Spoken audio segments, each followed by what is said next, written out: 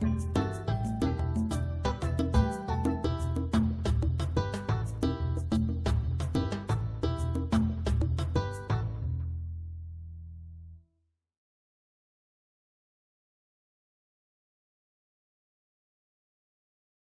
by one as they occurred. Thus have I heard on one occasion the Blessed One was living at Savatthi in Jeta's Grove, Anathapindika's park. There he addressed the bhikkhus thus, "Bhikkhus, Venerable Sir," they replied. The Blessed One said this: "Bhikkhus, Sariputta is wise. Sariputta has great wisdom. Sariputta has wide wisdom. Sariputta has joyous wisdom. Sariputta has quick wisdom. Sariputta has keen wisdom. Sariputta has penetrative wisdom. During half a month, Sariputta bhikkhus, Sariputta gained insight into states one by one as they occurred. Now Sariputta's insight into states one by one as they occurred was this." So here the Buddha is praising Sariputta for his wisdom. Sariputta has been known to be the one who was very keen with his wisdom. He was very penetrative with his understanding of the Dhamma. If you look at Digha Nikaya number 32 and 33, or 33 and 34, you'll see that Sariputta lays out the entire Dhamma one by one in different numerical categories. So his understanding of the Dhamma is great, like the ocean. And that is why he is one of the Buddha's chief disciples. The other chief disciple is Moggallana, Mahamoggallana, who was an adept at psychic faculties.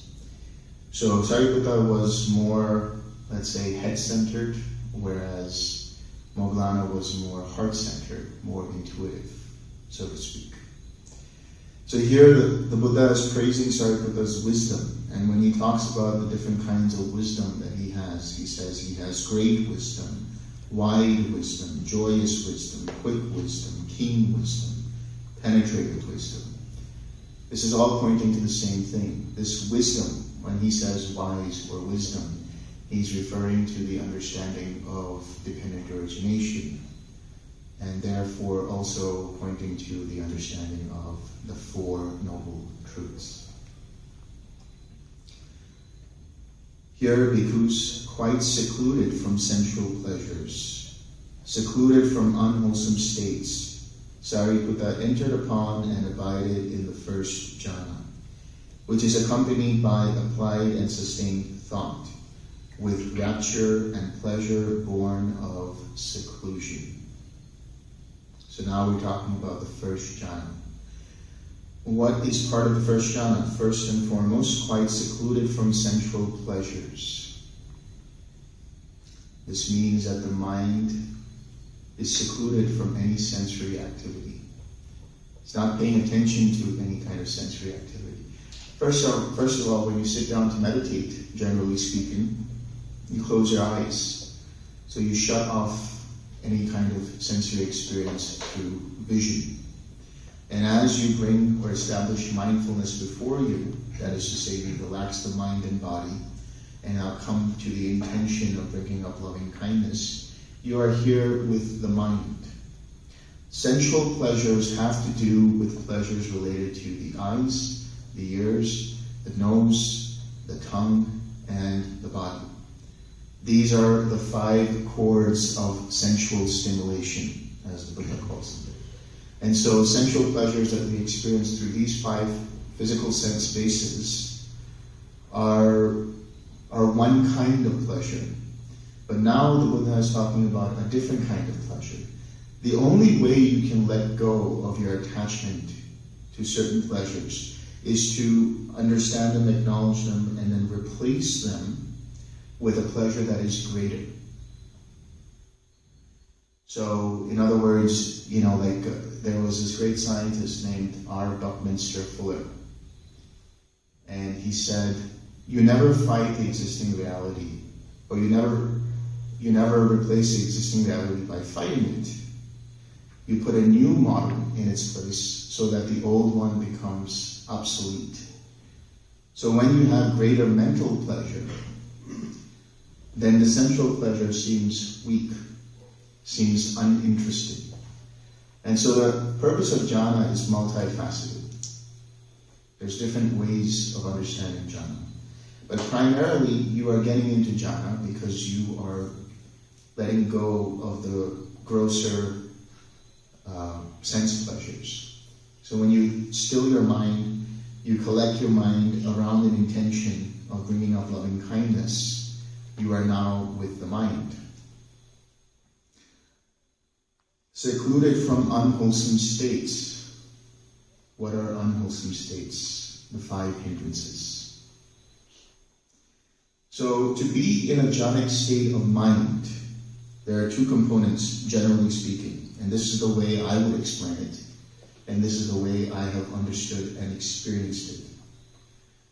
A jhanic state is void of any kind of hindrance. And it has the presence of the 7 enlightenment factors in varying degrees. That's the basis for any jhanic state. No hindrance present, and the presence of enlightenment factors. And you'll see why I say this as we progress through the jhanas.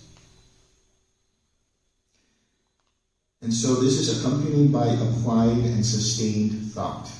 That's the vitakka and vichara, thinking and examining thought.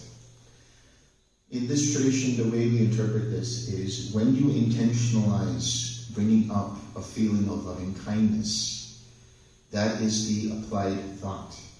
And when you put your mind or rest your awareness on that feeling, that is the sustained thought. With rapture and pleasure born of seclusion, this is very important to understand.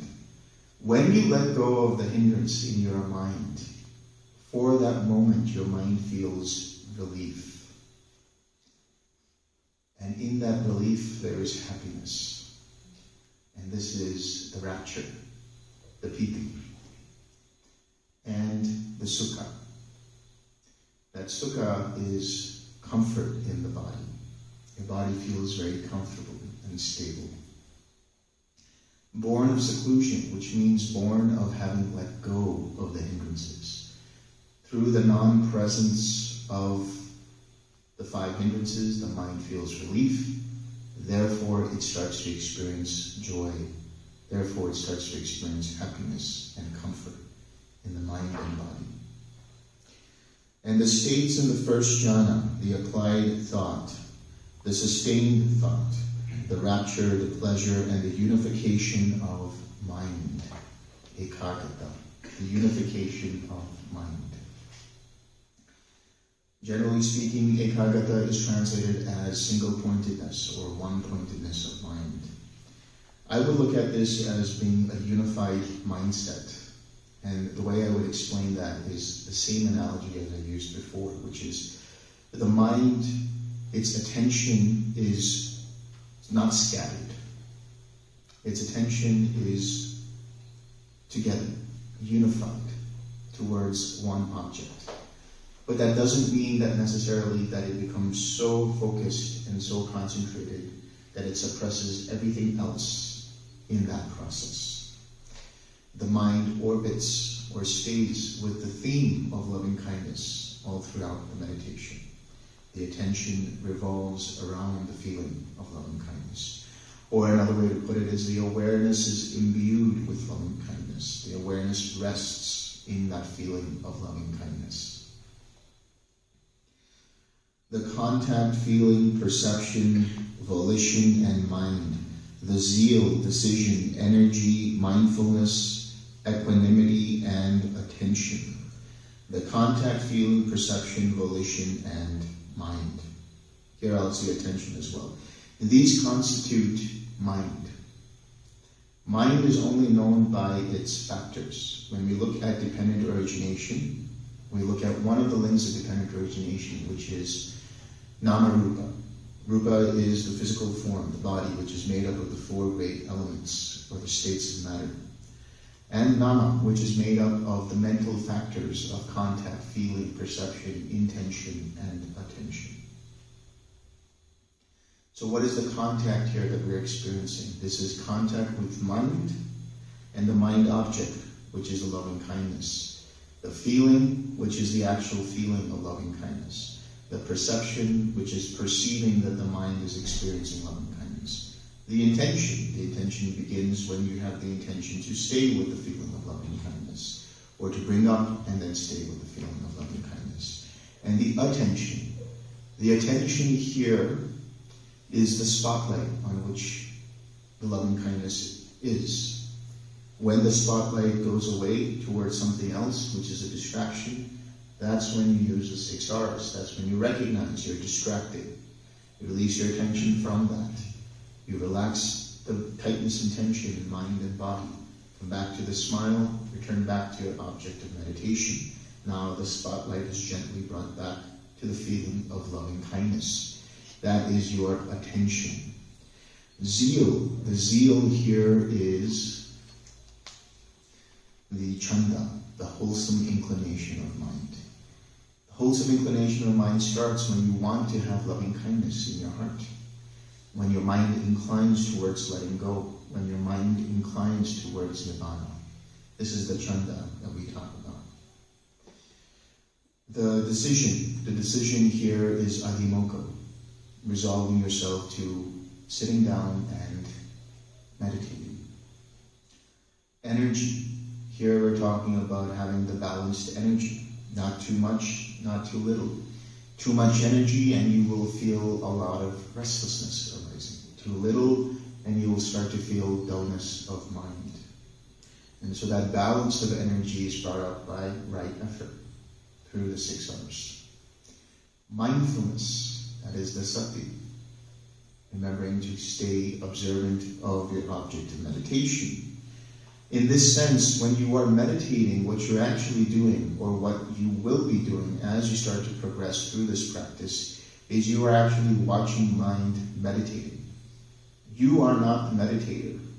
You are watching the mind meditate. This is metta cognition.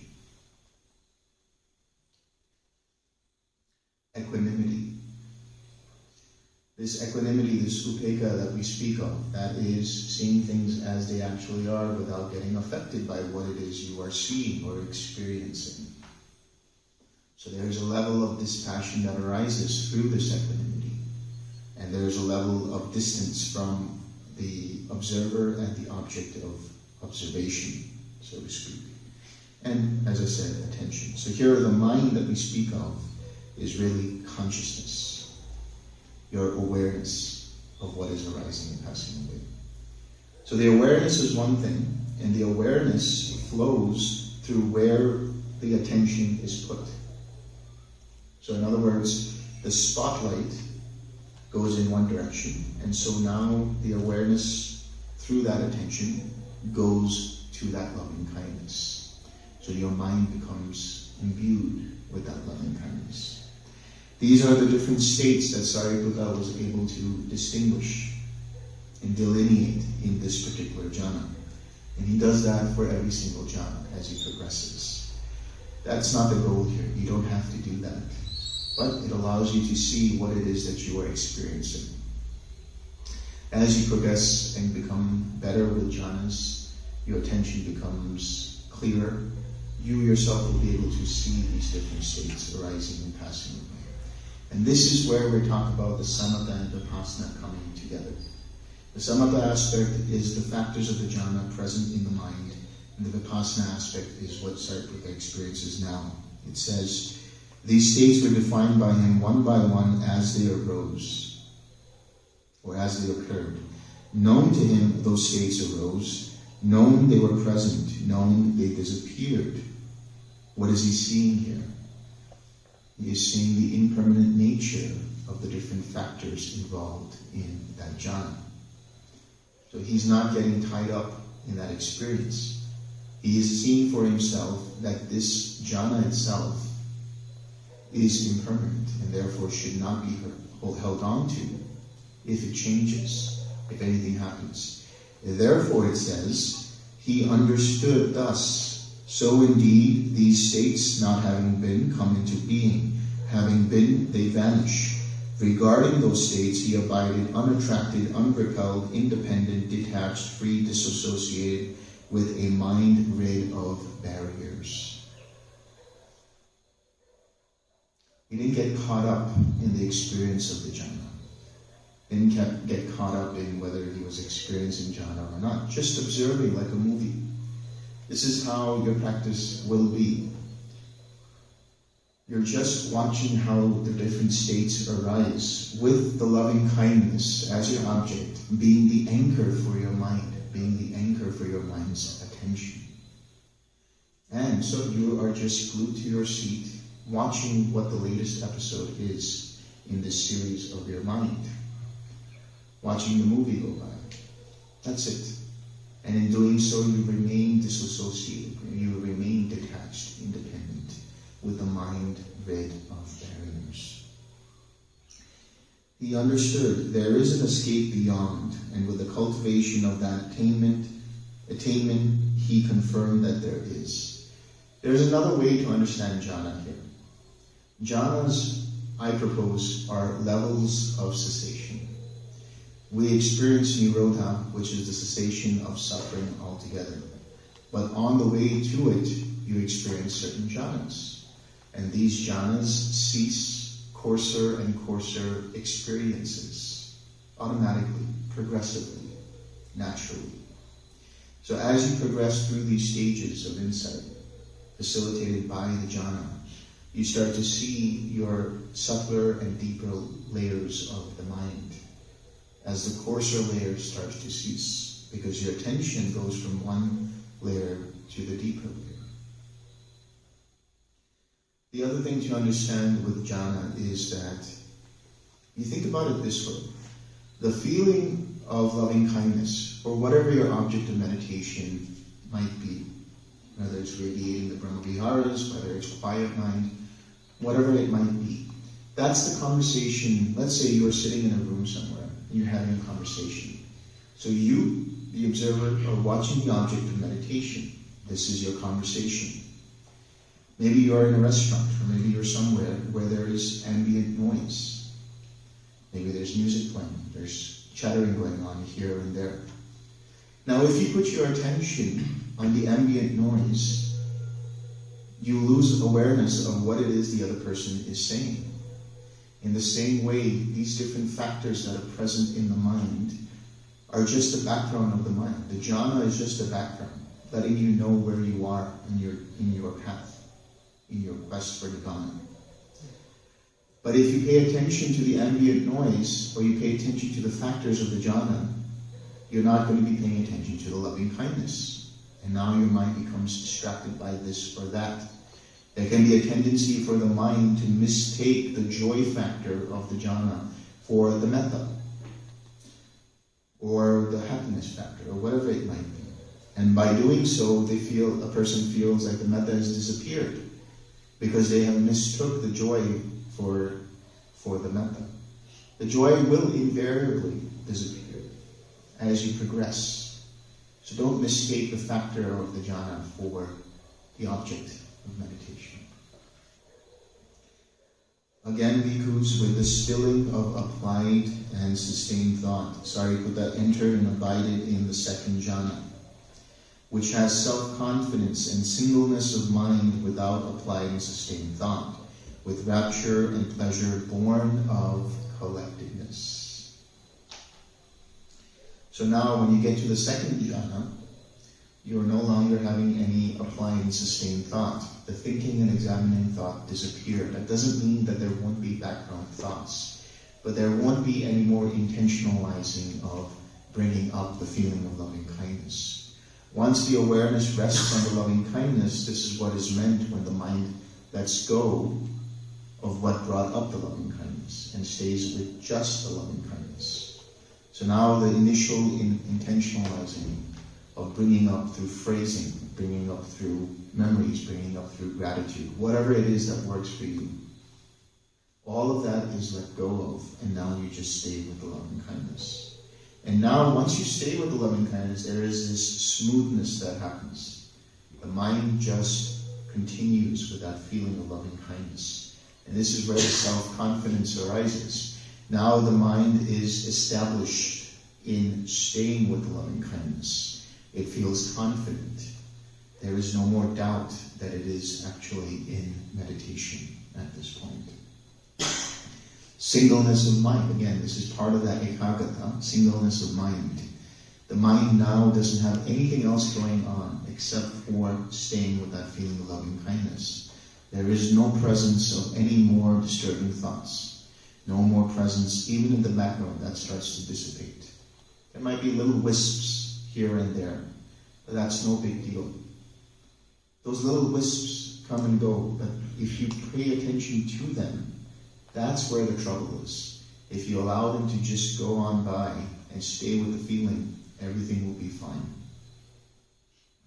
With rapture and pleasure born of collectedness. Look at the difference here. In the first case, the first jhana, was rapture and pleasure born of seclusion. The second jhana is rapture and pleasure born of collectedness.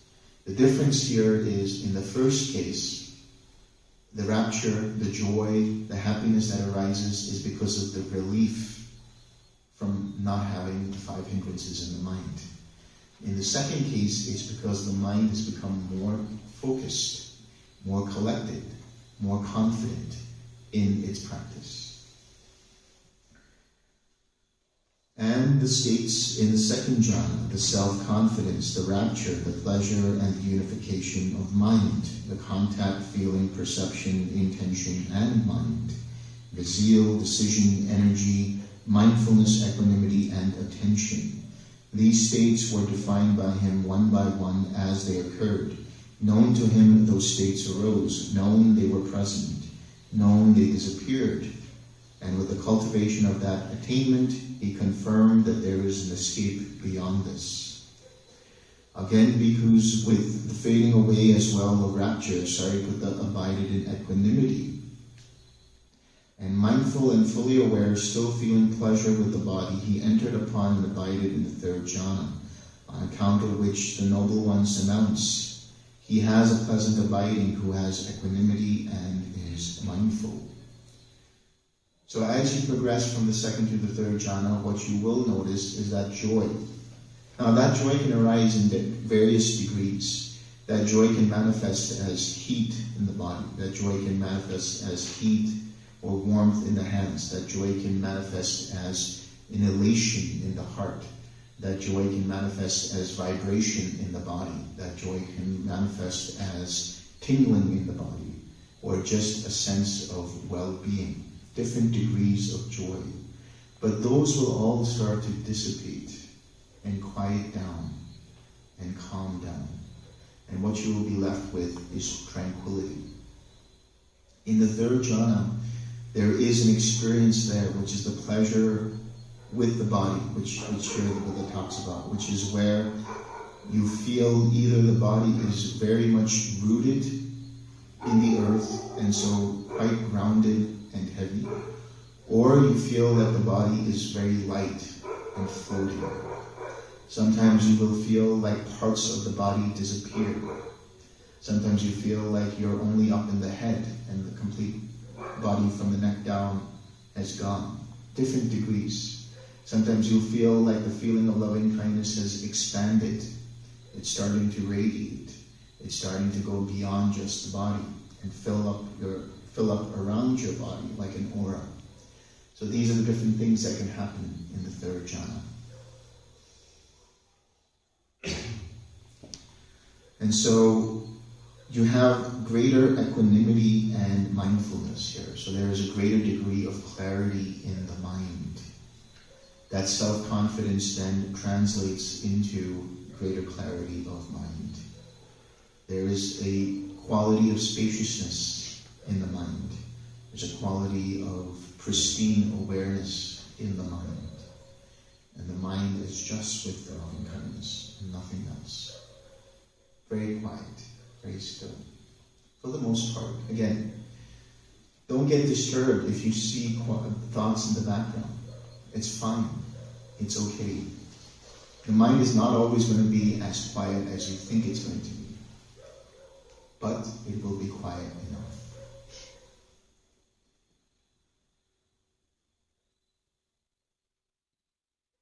And the states in the third jhana, the equanimity, the pleasure, the mindfulness, the full awareness.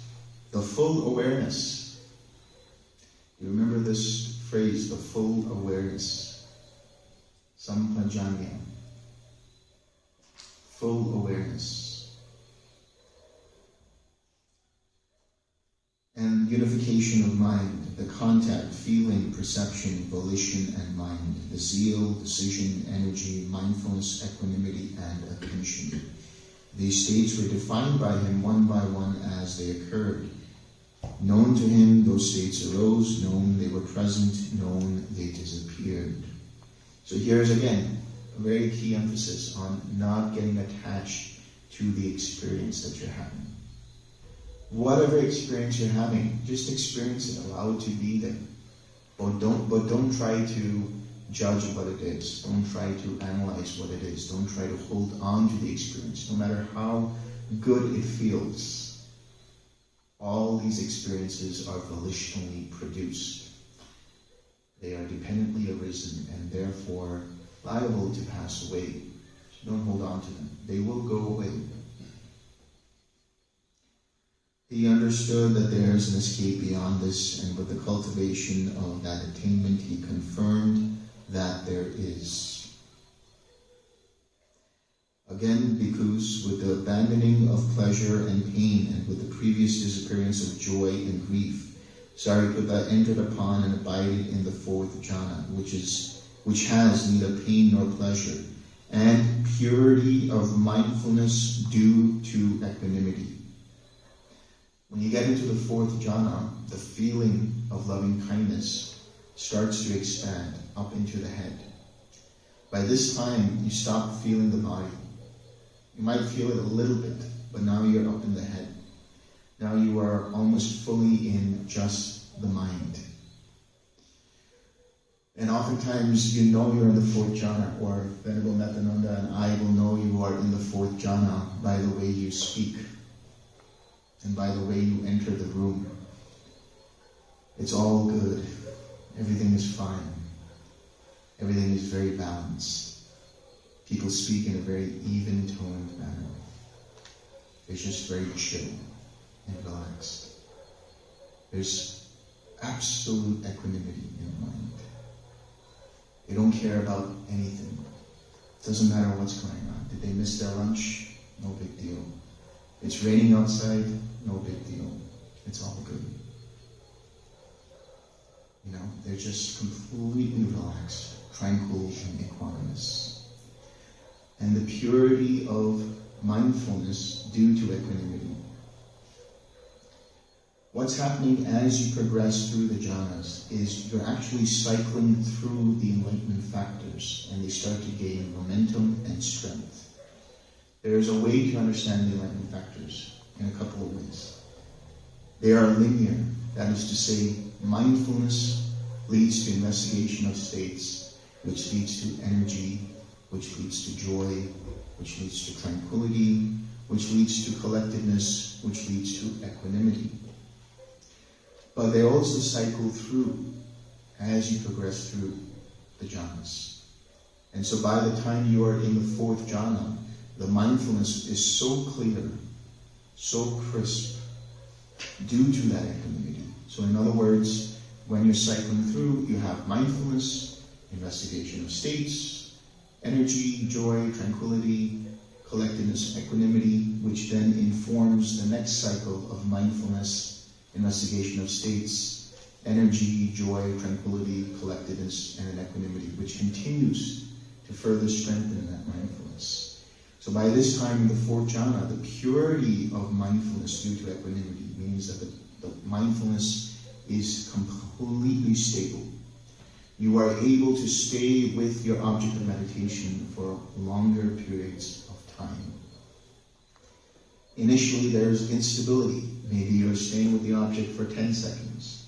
Later, you're staying there for 30 seconds. Later, you're staying there for about 45 seconds, about a minute, 2 minutes, 3 minutes, 4 minutes, 5 minutes at a time, and so on. And the states in the fourth jhana, the equanimity, the neither painful nor pleasant feeling, neutral feeling, just very tranquil, relaxed. The mental unconcern due to tranquility. Don't care about what's going on. You're pretty content, very content with that tranquility. The purity of mindfulness and the unification of mind. The contact, feeling, perception, volition, and mind. The zeal, decision, energy, mindfulness, equanimity, and attention. These states were defined by him one by one as they occurred. Known to him, these states arose, knowing they were present, knowing they disappeared. He understood thus there is an estate beyond this, and with the cultivation of that attainment, he confirmed that there is.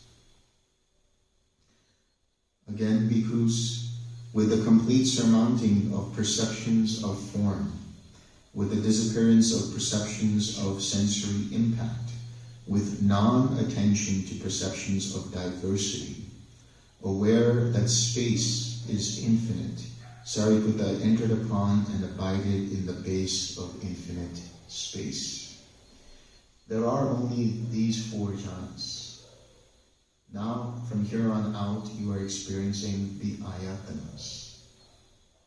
These are the base of experiences. These are the dimensions or planes of experience that are rooted in the fourth jhana. They are spheres of experience that are rooted in the fourth jhana. So hear what is happening. When your mind, when the loving kindness reaches up to the head, Venerable Mettananda and I will give you a certain kind of practice to do. This is a practice you do only in 1 or 2 sits. After that, we will change your meditation into what's known as the 6 directions. And the 6 directions means that you send out the feeling of loving kindness universally, indiscriminately to all living beings in every direction. As you're doing this, you are no longer in the body. The mind feels expansive, starts to expand. And so you surmount the perception of form with non-attention to perceptions of diversity, no longer paying attention to what's going on with the body or the senses. That doesn't mean that they're closed off. All it means is your attention is very much rooted in what is happening in the mind. If a fly is buzzing around, you might still hear it distantly. If it comes and lands on your hand, you might feel it, but very faintly. So that means the disappearance in perceptions of sensory impact. So when I talk about jhanas being levels of cessation, here's what we're talking about. The first jhana, what ceases? The hindrances. The second jhana, what ceases? The thinking and examining thought. The third jhana, what ceases? The joy factor. The fourth jhana, what ceases? The happiness and pleasure related to the body. Now, what is commonly known as the fifth jhana, but really infinite space, what ceases? It's the perception of form. Now you are in your mind. You have the idea that you don't have a body. Now you're completely in the mind. And you are in this vast spaciousness which arises. This edgeless space, boundless space. This is the awareness that space is infinite. Because as you send out the feeling of loving kindness in all directions, they keep going for as long as you can keep them going with your intention.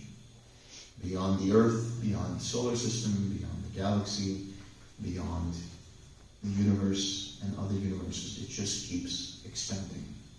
And so you have this awareness that space is infinite. But that is not the object, remember. That is just a background experience of the mind, that the infinitude of space. The object is still radiating, sending out loving kindness. You are in a bubble that keeps expanding. Or you are the candle flame that keeps radiating upward, infinitely, all throughout space. And the states in the base of infinite space, the perception of the base of infinite space, and the unification of mind, the contact, feeling, perception, intention, and mind, the zeal, decision, energy, mindfulness, equanimity, and attention. These states were defined by him one by one as they occurred. Known to him, those states arose. Known, they were present. Known, they disappeared. He understood thus that there is an escape beyond this, and with the cultivation of that attainment, he confirmed that there is. Again, bhikkhus, by completely surmounting the base of infinite space, aware that consciousness is infinite, Sariputta entered upon and abided in the base of infinite consciousness. Now, when you get into infinite space, that feeling of loving kindness, the metta that you experience, that you're radiating, starts to soften up. And it gradually turns into karuna, compassion. That karuna is tied to the experience of infinite space. Now you feel compassion for all living beings. You wish the end of suffering for all living beings. You recognize the suffering in your own self, in your own mind, and therefore understand the suffering in other beings. Sometimes when you have this experience, you'll have a flash of insight that might arise. A person comes into your mental field that might need your help. And obviously now you're on retreat, but if you do this off retreat, you might find more often than not that you get a sense that this person needs your help. And you might call them up. Or they might call you up and say, hey, I'm in this situation, I need your help. Right? Or you call them up and they say, I was just thinking about you. So it has happened in people's experience when they do radiate compassion and experience this infinitude of space, that they have a connection with other living beings. And then you get into what's known as infinite consciousness, and here that feeling of compassion, which was soft, starts to become empathetic joy. There is a different quality of joy here, a very subtle happiness. You know, the celebration of beings being happy. Enjoying the fact that some beings are experiencing relief from suffering. It feels like relief in your own mind. There's a sense of relief and joy in your mind. This is empathetic joy, mudita, which is tied to the experience of infinite consciousness. Now here, generally the idea is when you see or perceive that consciousness is infinite, the general idea has been that the awareness expands to the limits of infinite space, and then that becomes the awareness.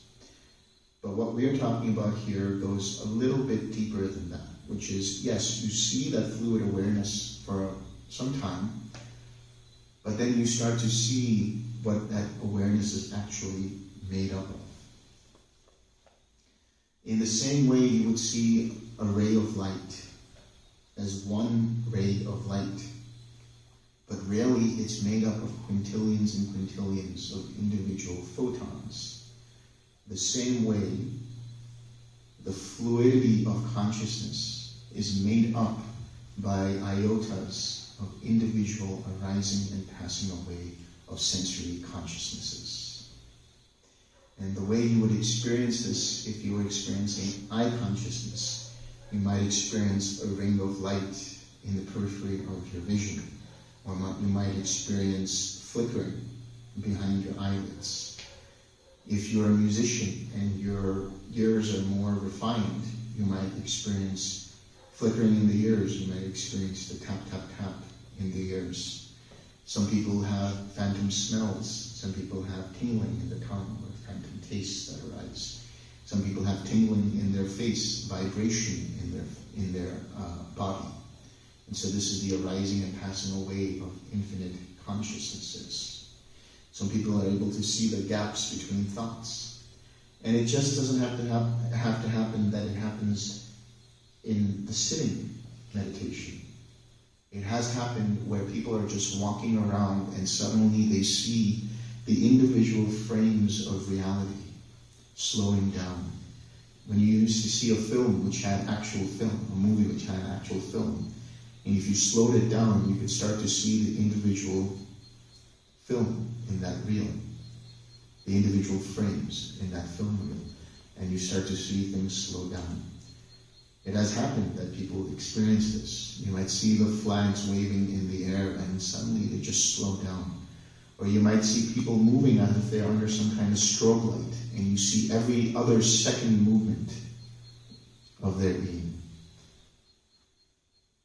So this is also part of infinite consciousness. You might start to hear something in the distance, and you hear every other sound wave happening or arising. And so it slows down, and you're perceiving the experience. What you are seeing is the arising and passing away of individual contact internally in the mind, in relation to that sense field. And the states in the base of infinite consciousness, the perception of the base of infinite consciousness, and the unification of mind, the contact, feeling, perception, volition, and mind. The zeal, decision, energy, mindfulness, equanimity, and attention. These states were defined by him one by one as they occurred.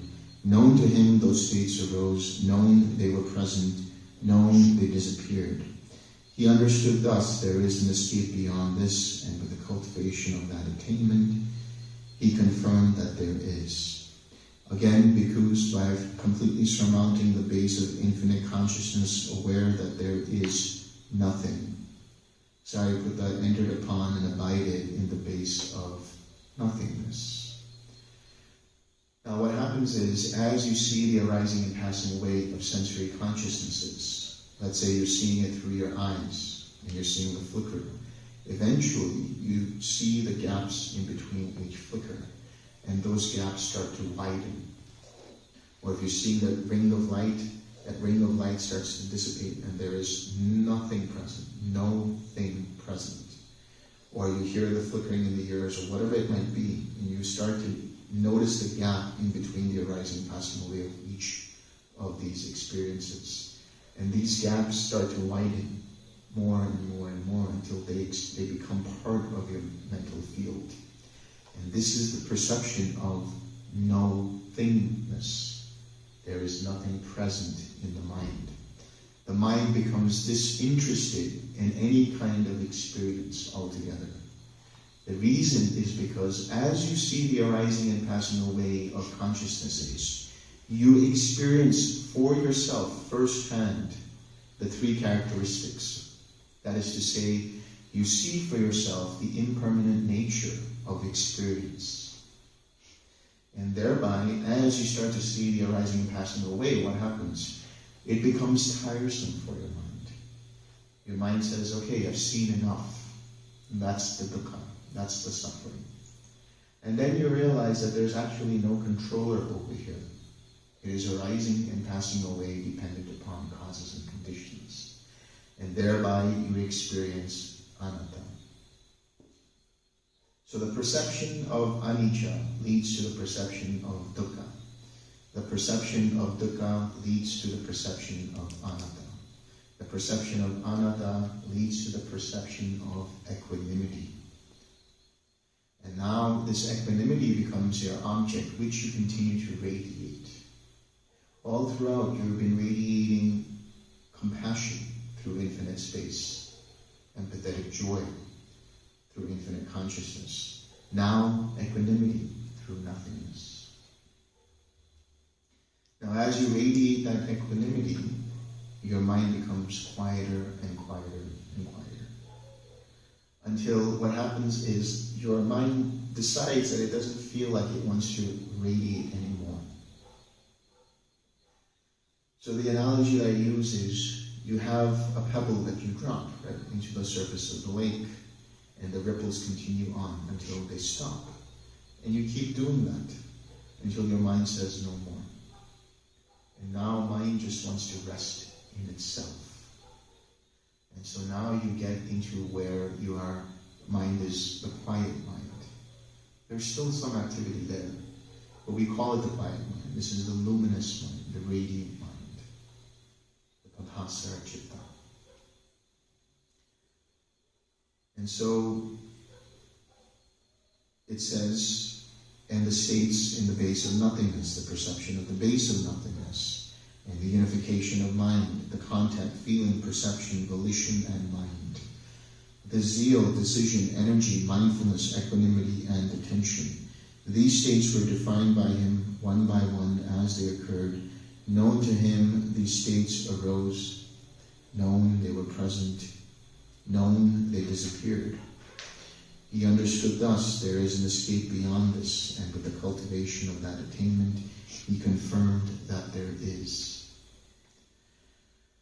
Again, bhikkhus, by completely surmounting the base of nothingness, Sariputta entered upon and abided in the base of neither perception nor non-perception. Now, quiet mind here becomes the object. The mind itself becomes the object. Mind rests within itself. The awareness of awareness.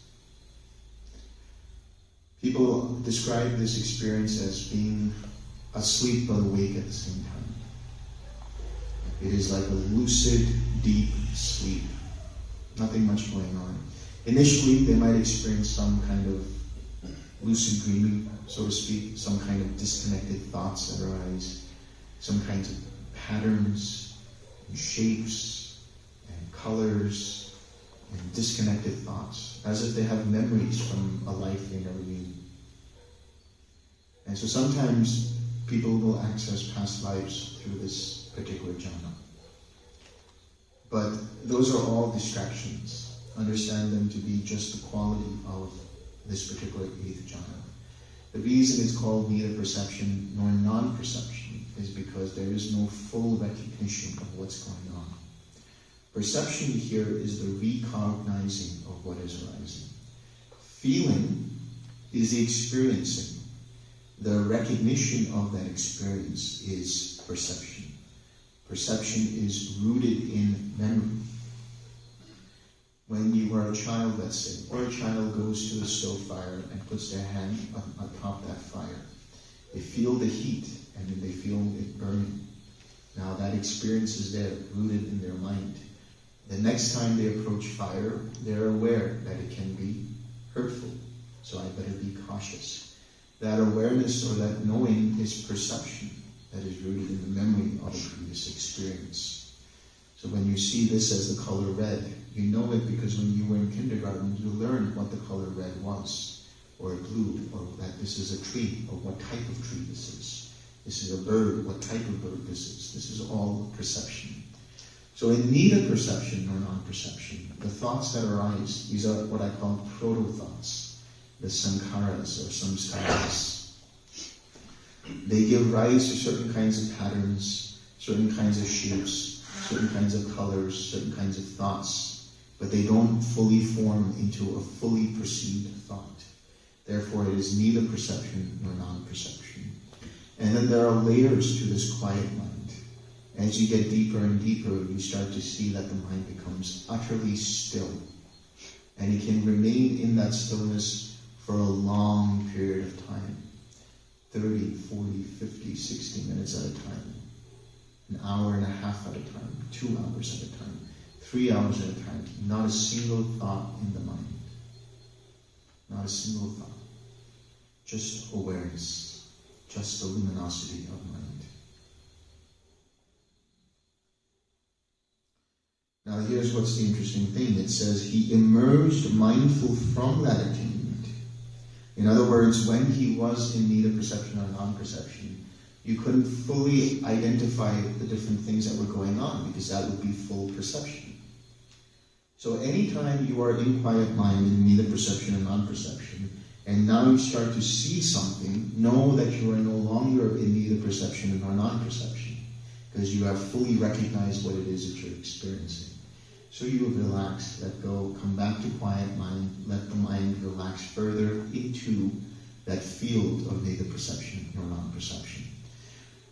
But he emerged mindful from that state. So when you come out of that experience, what you do is what he does here. Having done so, he contemplated the states that had passed, ceased, and changed. So for a couple of minutes after you come out of that experience, you review what happened in the mind and allow whatever comes up, patterns, pictures, shapes, whatever it is, and at whatever comes up, you siksar. You just let go. Thus, so indeed, these states, not having been, come into being, having been, they vanish. Regarding those states, he abided unattracted, unrepelled, independent, detached, free, dissociated with a mind rid of barriers. He understood there is an escape beyond, and with the cultivation of that attainment, he confirmed that there is. Again, because by completely surmounting the base of neither perception nor non-perception, Sariputta entered upon and abided in the cessation of perception and feeling. And his taints were destroyed by his seeing with wisdom. So let's unpack that. When you are in neither perception or non-perception, there comes a point where even mind becomes a coarse object. We will talk about this in a few days, but there is what could be known as jhana 8.5, so to speak. This is the signless collectedness of mind. It is an objectless awareness. It happens gradually. Your mind becomes less interested in itself, and the awareness doesn't take anything as an object. And so the analogy here is you point a flashlight out into the sky, and that light continues beaming up into space, but doesn't land on anything, assuming that there's nothing there. There's no asteroid, no planet, no moon, nothing for the light to land upon. And it just keeps going, keeps going, keeps going. But eventually, the fuel of that flashlight, the batteries, they run out. This is because the mind just keeps observing, but nothing in particular. And when it observes nothing in particular and just keeps observing this objectless awareness, no sankharas arise. And because there is no fuel for your mind's attention to hold on to it, the batteries run out and the mind switches off. There is a cessation of perception, feeling, and consciousness. You don't know you are in that state until you come out of that state. When you come out of that state, certain things happen. And when those certain things happen, you experience wisdom, or a level of wisdom.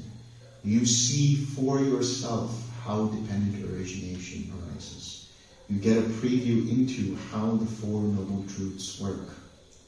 And if you completely understand it, like Sariputta, the taints are destroyed by his seeing with wisdom, meaning you become an arhat.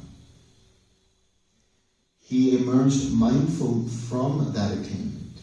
Having done so, he recalled the states that had passed, ceased, and changed thus. So having come out of that state of cessation of perception, feeling, and consciousness, he saw certain things come up. I'm not going to tell you what those things are. You have to tell me when you have that experience. But whatever those things are, whatever it is that you see, is the scene of wisdom. Seeing for yourself how this whole process of dependent origination works. We'll go a little deeper into this in the last few days of what actually happens. Because what's happening is that the mind is becoming deconditioned through these processes of jhana and ayatanas, eventually becoming unconditioned and touching the Nibbana element. We're going to go deeper into that later, but this is what happens. And so he reviews what happened, and having reviewed it, he says, having done so, he recalled the states that had passed, ceased, and changed thus. So indeed these states, not having been, come into being. Having been, they vanish.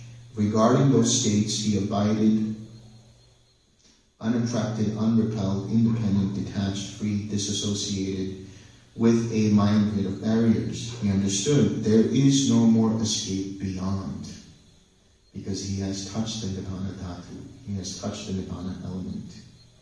And with the cultivation of that attainment, he confirmed that there is not. Bhikkhus, rightly speaking, were to be said of anyone, he has attained mastery and perfection in noble virtue, in sila. Attained mastery and perfection in noble concentration, in samadhi. Attained mastery and perfection in noble wisdom, in panya. Attained mastery and perfection in noble deliverance, vimukti. It is, Sariputta, indeed that rightly speaking this should be said. Bhikkhus, rightly speaking, were to be said of anyone, he is the son of the Blessed One, born of his breast, born of his mouth, born of the Dhamma, created by the Dhamma, an heir in the Dhamma, not an heir in material things. It is of Sariputta, indeed, that rightly speaking this should be said. Bhikkhus, the matchless wheel of the Dhamma set rolling by the Tathagat is kept rolling rightly by Sariputta. That is what the Blessed One said. The bhikkhus were satisfied and delighted in the Blessed One's words.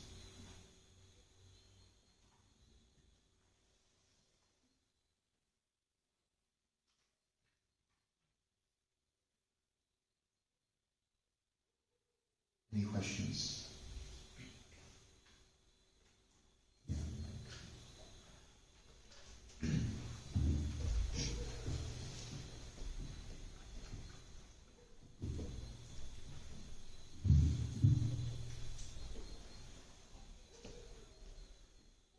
This sutta actually talks about the process of jhanas, but doesn't actually mention what object that Sariputta used. Exactly. You can use any object, really. For the purposes of this practice, we use the Brahma-viharas. So let's go back to the sutta that you mentioned yesterday, which is Metta Saha. Metta Sahagata, yeah. So we were having a discussion comparing and contrasting this with a few weeks back, and I had this question that I wanted to ask you. It might be useful to the community, so I want to ask in public. So it says that compassion has the limit as the infinite space. Yeah. So the question I had was, is it possible to use compassion for the lower jhanas? Yes, absolutely. It's possible to use metta, compassion, mudita, or empathetic joy, and upekkha as an object of meditation to get it from the first jhana onwards. Absolutely no problem with that. Thanks. You have a question? My question is related to jhana 8.5. Yeah. So, at what point one decides that you need to take the signless connectedness? Only through practice can you do it. You kind of just stumble upon it initially, where the mind becomes tired of itself and it kind of just dissolves, and there's just awareness of nothing in particular. So, for you to be able to see that is to be able to understand that even this object is volitionally produced. And And so you let go of quiet mind as well. That's the way. We're going to be talking about a sutta that discusses this in maybe 3 or 4 days. Another question, is it after a quiet mind or is it after neither perception or non-perception? Silence connected. It is after neither perception and non-perception. Before full cessation. The last samskara to go, the last sankhara to go in that signless collectiveness of mind is the process of identification. That sense of I am. That's why a lot of people, when they're about to experience the cessation of perception, feeling, and consciousness, feel a certain kind of dread, feel a certain kind of anxiety. Not always, but sometimes they will. And that's the last vestiges of the self wanting to hold on. And it manifests as you can hear your heart rate, you can hear your own blood, and all of these things happen. And it's just trying to hold on. So the last sankhara to go for full cessation is that conceit, that sense of I am. Thank you.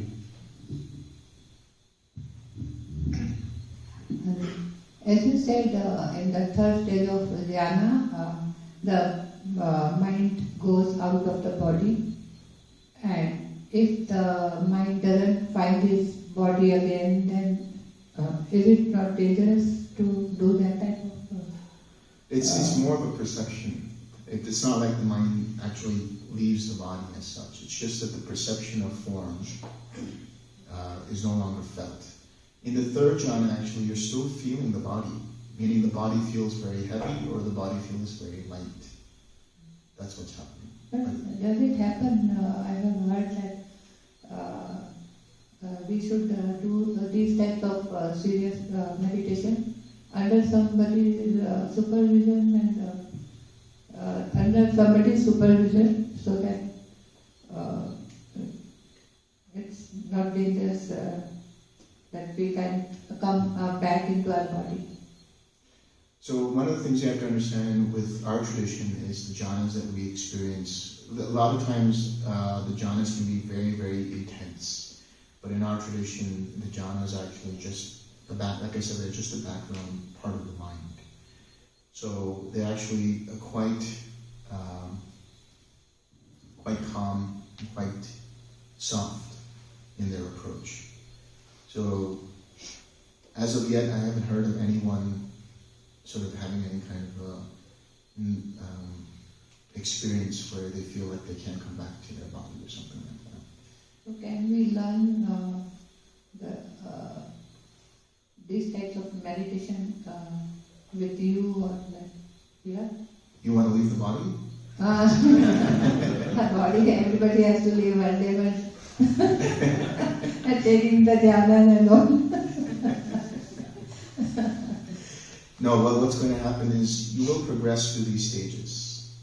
And the way I might have described it might sound dramatic in your mind, but when you actually experience them, they're quite subtle and quite safe. And in the interviews, as you talk about your progress, as you talk about your experiences, that's why when Venerable and I ask, anything special happen in your meditation, we're looking out for certain things, certain parameters, certain signposts, for us to know where you are on the path. So you might even just skip your mind, like you didn't even realize you were in the third jhana, because it was just so subtle. So the attention to what's going on, and that's why I would recommend for everyone, is to, after you come out of your meditation, just do a little review process and write down what you were experiencing in that moment, so that it's fresh, and so that you can bring it into the interview and discuss it. So you will be experiencing and learning these states, but they will be natural and progressive, and they won't be something that's haphazard. Yeah, like slow and steady, basically. Thank you so much.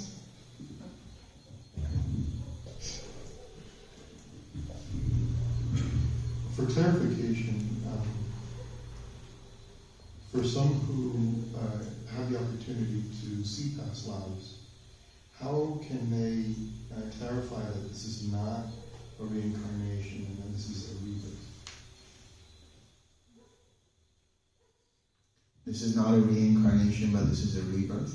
Right. So I would think that if an individual would see past lives, they would think, "Ooh, my consciousness just moves from all these past lives to past lives, and I'm just going to keep on reincarnating." Yeah. Whereas in reality, it's just rebirth.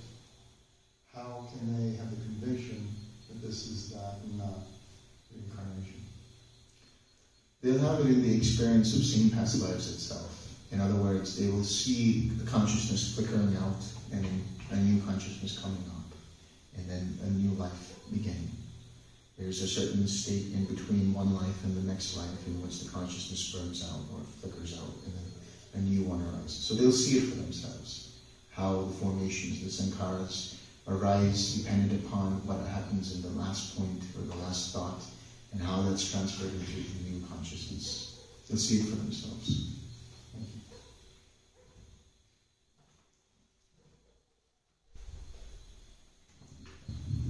Speaking on what he said. So I guess what he means is where does the concept of soul come into picture when people review their past lives and say in certain traditions. Yeah. And whereas we see this as individual consciousness arising and passing away.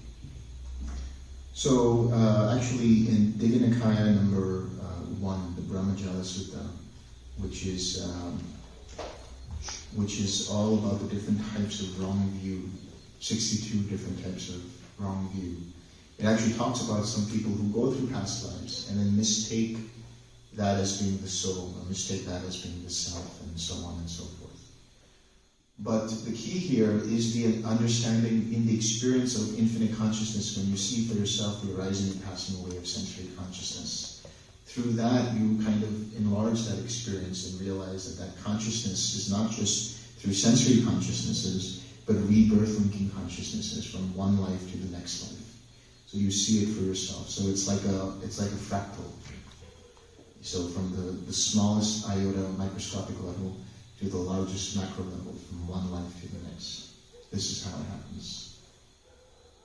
But unless the Buddha tells us the concept of an anatta, Yeah. we won't be able to see this. And I think one of the suttas go on to say that a disciple of the Buddha will be able to see maybe 100,000 lives ago. A Buddha can see even more than that, right? Right. And whereas contrasting with other ascetics, they would see it as a candle flame, Yeah. something smaller in terms of vision. I don't really remember it exactly, but it goes like that. Right. So it's not also about just the number of lives that you see, because you can see like 100,000, you can see 200,000 and all of that, but like you said, the insight into anatta, the understanding that this is actually impersonal.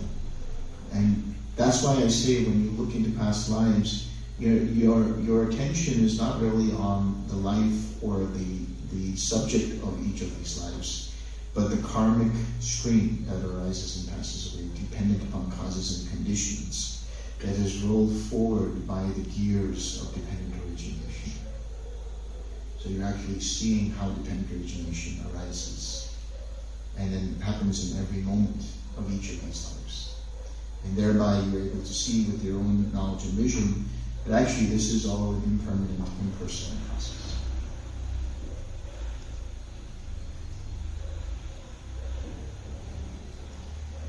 Lots of questions.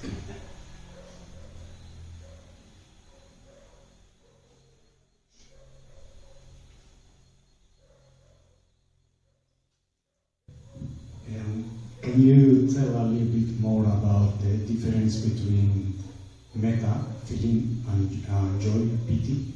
And also another question, in neither perception nor no perception, these proto-thoughts you are talking about, sounds a lot to me to like hypnagogic state. Yeah. The whole process in that jhana looks like you are falling asleep like consciously. Yeah. At some point, no more hypnagogic thoughts, only just dreamless sleep, Right. conscious, with mindfulness. Right.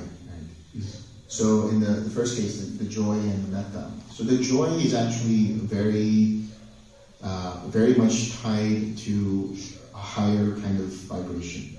Like, it just feels more exciting. It has a certain kind of energy to it.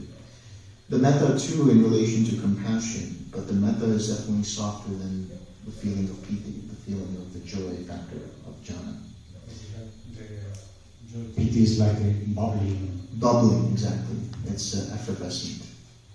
But the metta it's stable. It's like, it keeps going. Now with the either perception and non-perception, with the proto-thoughts, it is very much likened to a hypnagogic state, absolutely. And so what you're experiencing is the dreaming and all of these different things, and then finally the clarity of mind, where it's a conscious, dreamless, deep sleep kind of state. Is that the Vavasacita mind, luminous mind? The what?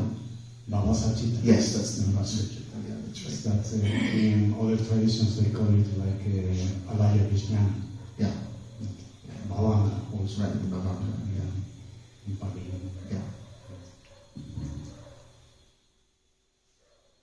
Some more questions?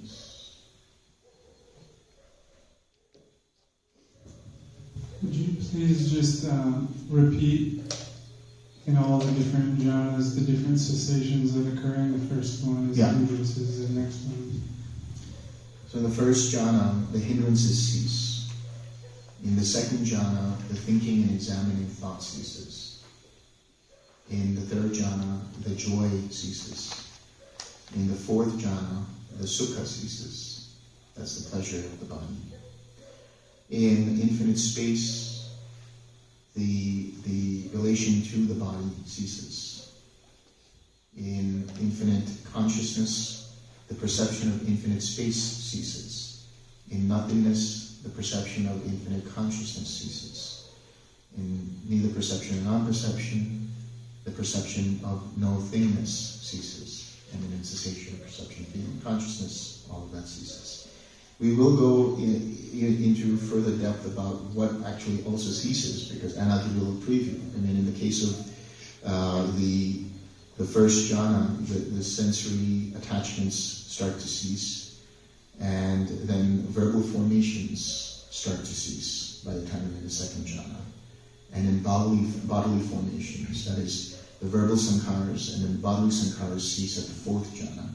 And in the mental sankharas, cease completely in the cessation of perception, feeling, and consciousness. Can you give some examples of what a bodily sankhara would be? Related to, like, the breath. The breath becomes almost imperceptible, related to bodily movement. Obviously, you sit still, so nothing's going on. But it's more about your connection to the body. You feel less and less of the body itself. And then to go back with this question here, in your experience as you, with your sleep, if I remember correctly what you shared in the past, that you maintain your consciousness throughout, your awareness throughout sleep. So are these stages of jhana literally the same, or very similar to what you experience as the body shuts down and goes into these different stages of sleep? So when I experience, for example, the dream state, there are no dreams there. It's just this luminosity that's there. And then when you go into deep sleep, even that luminosity fades, and there's just the awareness of awareness. So it's very similar to the experience of the jhanas. So you don't dream?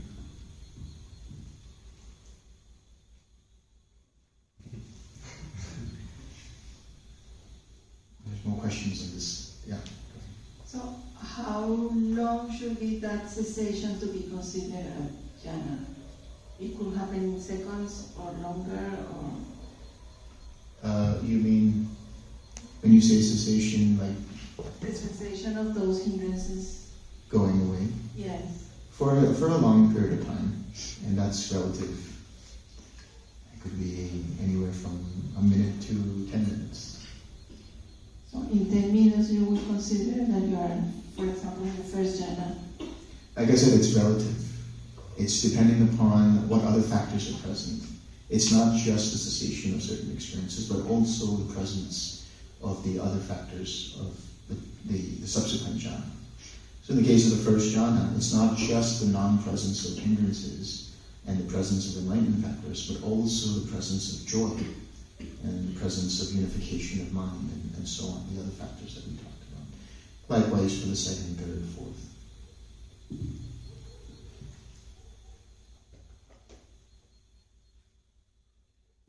My question is too basic. I'm sorry if I'm digressing from the current discussion. Can you tell us more about forgiveness meditation? Today, Venerable Metta told me about it. It helped me a lot. Yeah. And what is there in Buddha's literature about forgiveness meditation? Thank you. Since you mentioned Venerable Metta, I think you should. Yeah, so the way to think about forgiveness meditation is that you're basically training your mind to let go of the past so that you can be completely content in the present. So many of us have had difficult scenarios where we're either treated badly by others or we treat others in a way that we regret later, and then that sticks to the conscience somehow. The conscience says, I shouldn't have done that. And that can make it difficult to generate the feeling of metta, and it can create some blocks in your practice that prevent it from going deeper.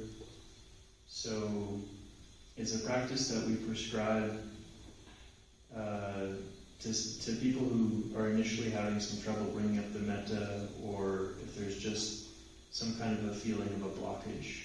But really it's something that everyone should try, I think, at some point. Our teacher, Bhante Dhammachariya, did this for 2 years straight. I mean, it wasn't the only practice he was doing, but he said there was always more to forgive. And I found the same thing when I go back to it. Sometimes there's deeper layers of forgiveness that need to happen. So it's a very powerful practice, and it's one of the only two practices that are taught in the TWIM tradition. And there's a kind of a funny story where a group of Russian TWIM practitioners, they couldn't figure out what forgiveness meant because there's no word in Russian for it. And so that might tell us something about the current politics.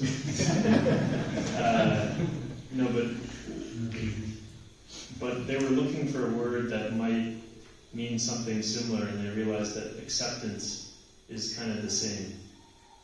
And that's another way to think about it, is you're accepting what may have happened, you're accepting yourself the way that you are, you're accepting any decisions you made in the past, and just coming to terms with them, becoming at peace with whatever happened.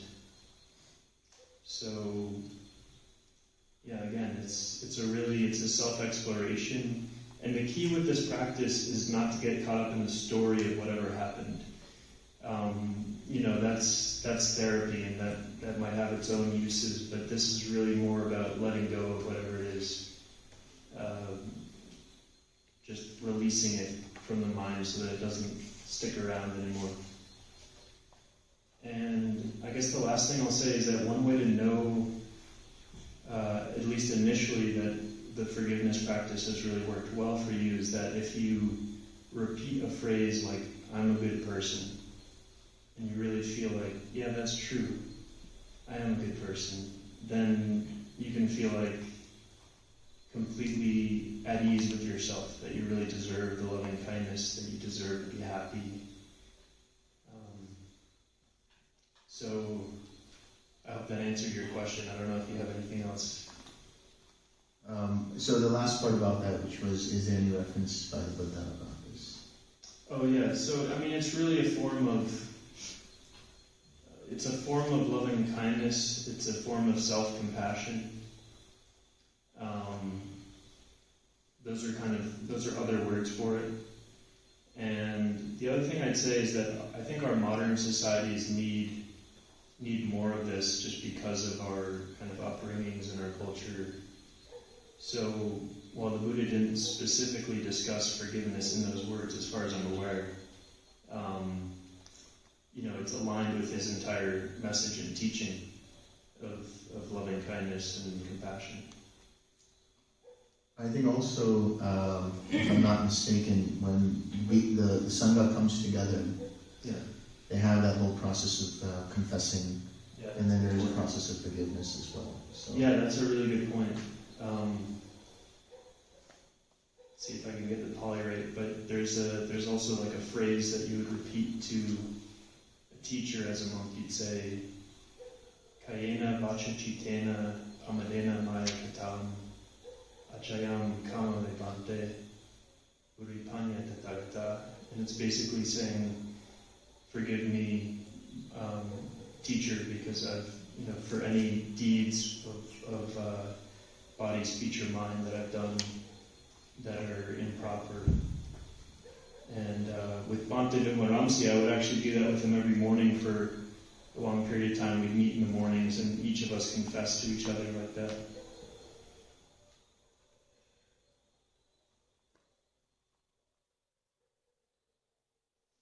Also, when it comes to forgiveness, it's a great antidote for bitterness and resentment. And it can actually lead to certain insights, which is first and foremost that what another person did to you is their karma. It has nothing to do with you, as it were. Whatever it is that they did is out of their own suffering. So you come to this level of mature understanding as you go through that process of forgiveness. And so you leave that to them. Because if you react in such a way that then you become mixed in with that karma, then that's on you. But then if you understand that everybody is responsible for their own actions, it has nothing to do with you, then you can start to accept it and let go and move on.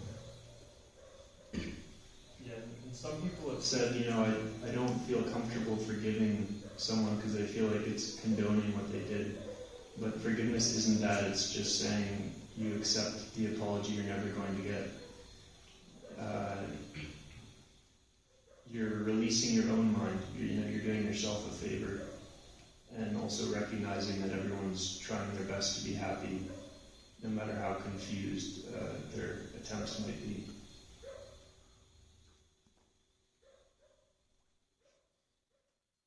Yeah, there's a question here. I just wanted to understand, in my understanding, the jhanas are, of course, they're states of mind, and the mind is getting subtler. And full-fledged shamatha is lower than the first jhana. And in order to get full-fledged shamatha, from what I have learned from my teachers, you need to be able to stay with your object of meditation at least for 4 hours uninterrupted. So given that shamatha is lower than the first jhana, when you are saying that, through this process, through this retreat, this is not the question anybody's practice and experience here, but just to clarify, I'm not talking about the duration for which the first jhana would last, but just for us to be clear, at least from your system, what level of mind you were talking about just with the first jhana. So that's my first question. I have others, but they're different. So I think this might be related to access concentration. Maybe that's what it's known as in certain traditions. The idea is that you come to a point where your mind becomes very, very concentrated, and then you go through a process of these jhanas. So there you're doing it, but there's then you come out of that jhana, and then you go through a process of insight, if I'm not mistaken about that. But here what we're talking about is that these jhanas are not exactly the same experiences we're talking about from other traditions. They're just facilitators for deeper insights to arise. So the jhanas themselves are not the goal, as it were. So maybe our definition of jhana would be different from what majority of people would say is jhana. Here what we're saying is it's more of a state of mind that you cultivate for the allowing of insights to take place. But there must be some prerequisite of what it means to enter the first jhana. Yeah, it means first and foremost no hindrances in the mind, and that your mind becomes collected, and that you experience these different factors. That's how we would propose it. Yeah, also, I'll just add, there's an interesting sutta called the Finger Snap Sutta. Yeah. The Buddha says, whoever has a mind of loving kindness for even a finger snap is said to be not devoid of jhana.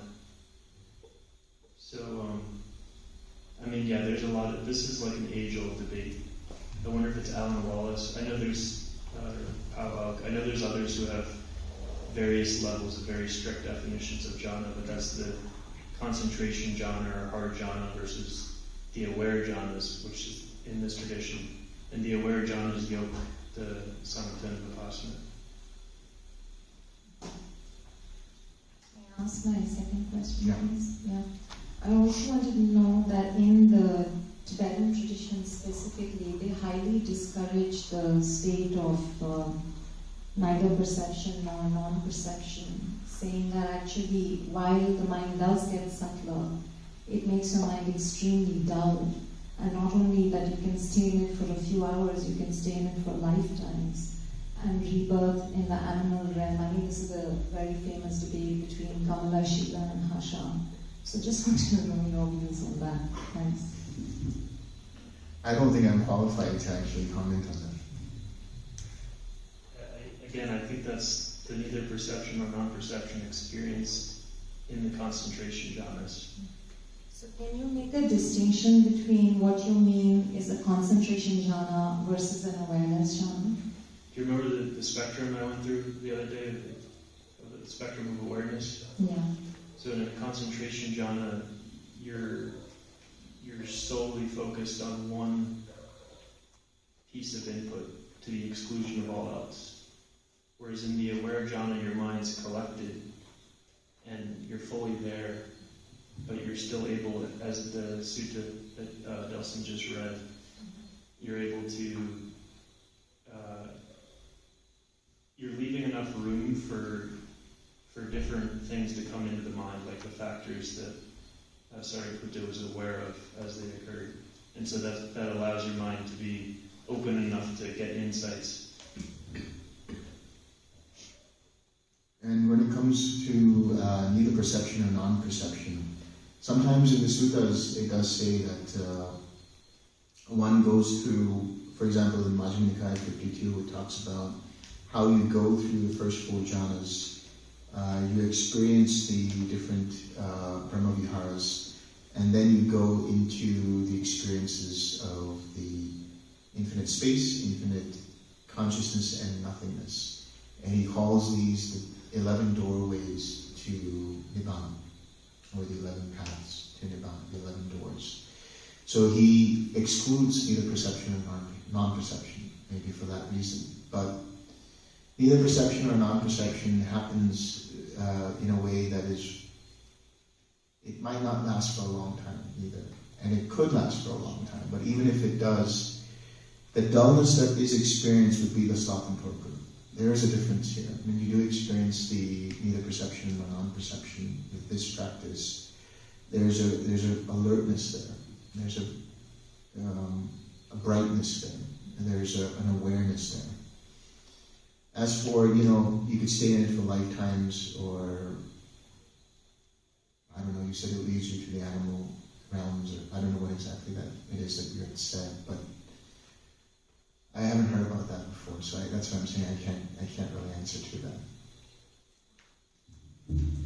Yeah. Two questions. One is, up to what level does one-pointed concentration take you? To what level? Up to what level does it take you, one-pointed concentration? Out of all these jhanas that you It can take you through all of these jhanas, but the quality of the experience of these jhanas is different compared to not a one-pointed concentration. In other words, with one-pointed concentration, you can be in that jhana to such an extent that it's to the exclusion of all other experiences. If that person is even in the first jhana and has one-pointed concentration, you will not be able to shake them out of that experience. So the degrees of concentration would be different.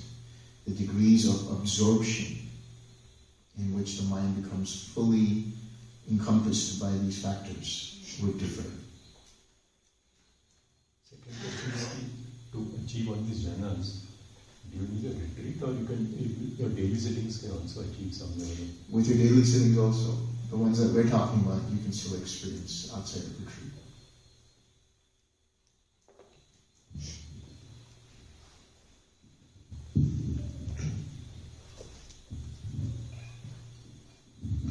I was wondering about this part in the suttas when the Buddha finished the ascetic practices.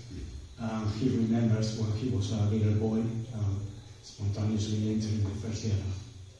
That kind of jhana, he thought, well, maybe is this the path to Nibbana? Right. And he got like confirmation from, I don't know where, but they got confirmation. So, this kind of jhana, like Buddha experienced when he was young, it's like a different jhana that the Buddha learned when he was training from the jhanas that they were teaching at that time in India. Right. So I was wondering if the TWIM aware jhanas are more inspired by this more spontaneous open awareness jhanas, maybe the later jhanas, full absorption, in the commentaries between Metta and all that, they are like more going to the side of the jhanas that the Buddha rejected. Yeah, the story, I think, is that he did go through all the way to nothingness with Alar Kalama, and then with the other person, Ramaputta.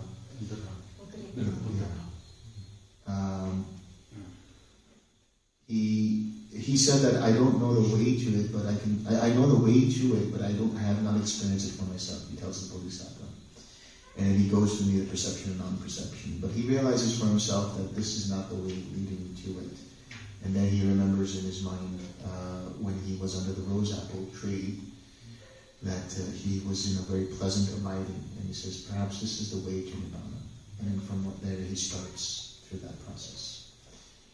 As to whether that could be a different kind of jhana, we can't really comment on that, right? Because there's only that much of that story, and then actually he goes through the fourth jhana, and from the fourth jhana he experiences the threefold knowledge.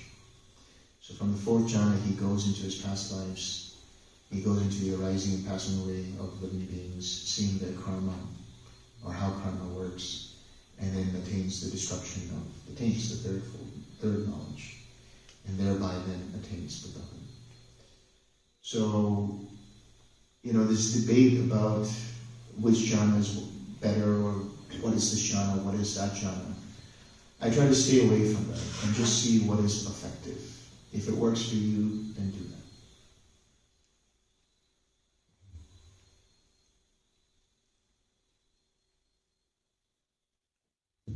Hi, I just wanted to know, so these jhanas, after one achieves a certain jhana, let's say 4 or 5, based on non-practice, based on certain actions or behaviors, do people downgrade and come down to like a jhana which was something that they had already achieved earlier? How does it work? So the way to understand with these jhanas is that you need consistent practice with it. But it's like muscle memory. When you go back into it, you continue doing it. But the jhanas are predicated, or the jhanas which constitute samadhi are predicated upon sila. So continue to keep your sila. What you will notice is if you do break sila, it becomes more difficult for your mind to be collected. And obviously by that, you aren't able to get into that jhana as you were before. You can still do it, but it might take you more effort. and more time.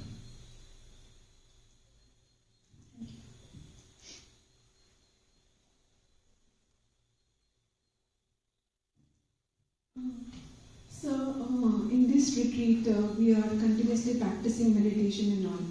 So, my practical question is, when we will go back to our work, being a doctor by profession, mine is a very hectic schedule and a very erratic sleep patterns.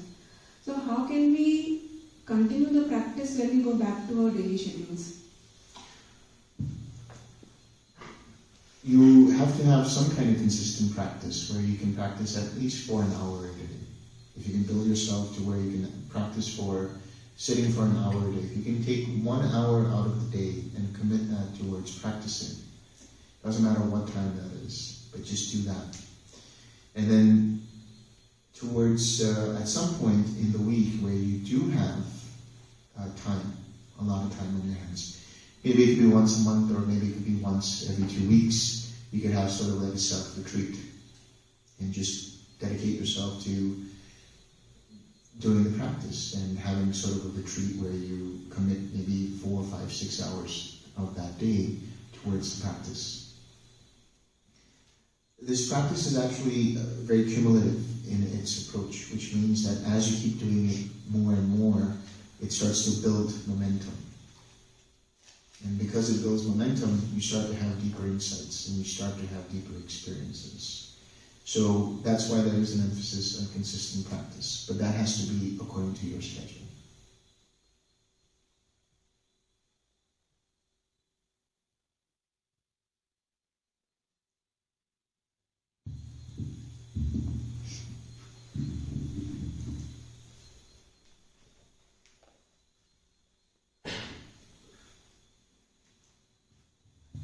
The question which I have is not related to the discussion, but what would you think is like what usually works better? Is it walking meditation or sitting meditation?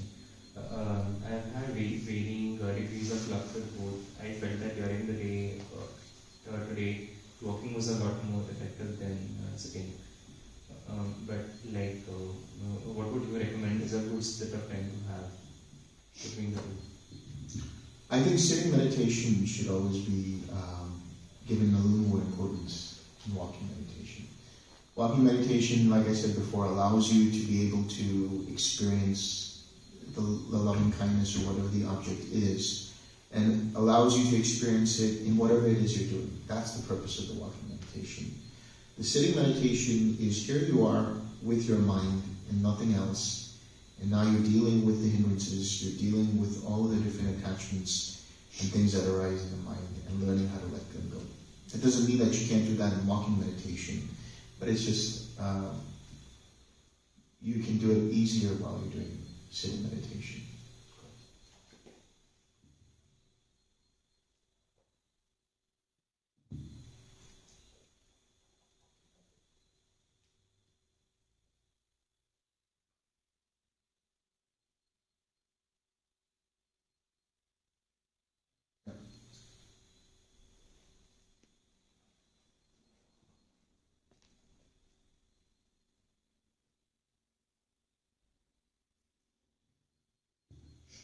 About Niroda, cessation, and you explain it like a gradual process, how to get there, like shutting down different levels of cessation to go there.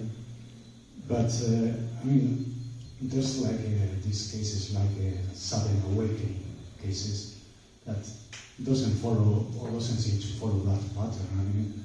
I remember there was one book that was describing cases of sudden awakening. There were people like getting into a public bus and having like a kind of awakening experience. I don't know if it's the same of Niroda you are describing or it's different though. What's going on in those cases? What do you think? So I have heard of cases where people have done this practice and maybe not experienced Nirodha, but while maybe just washing the dishes, all of a sudden they have this sudden awakening. Or, they're walking and then suddenly the mind just goes blank and there's like a blackout for a moment. and then they have an awakening. Or they're in the dining hall and they're just eating their food.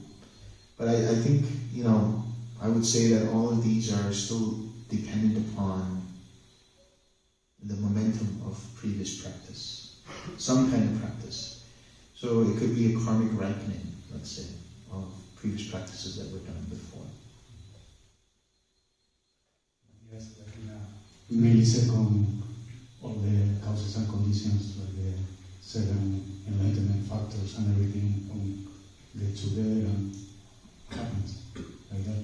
In one of the suttas, the Buddha talks about, actually, it could be the Buddha Ananda, he talks about there are 4 ways leading to awakening. One is one gets into samatha, which then leads to vipassana. Another is where one has vipassana, which then leads to samatha. A third is where samatha and vipassana are yoked together. And the fourth is the mind becomes agitated about the Dhamma and it suddenly experiences awakening. So different causes and conditions, different factors can lead to it. Agitated about the Dhamma? Yeah, there's restlessness, and then suddenly the mind becomes calm and it experiences the Dhamma. Is that similar to listening to a Dhamma talk? Yeah, it's similar. Yeah, it can happen with listening to a Dhamma talk, but I'm also reminded of Ananda's example, where he was supposed to go to the first council, and only Arhats were going to be in the council, and he was pacing back and forth and figuring out what he could do, and then just before his head hit the pillow, boom, he became an Arhat. And he came into that council with style. He was floating in the air, levitating. At least that's the story I heard. So.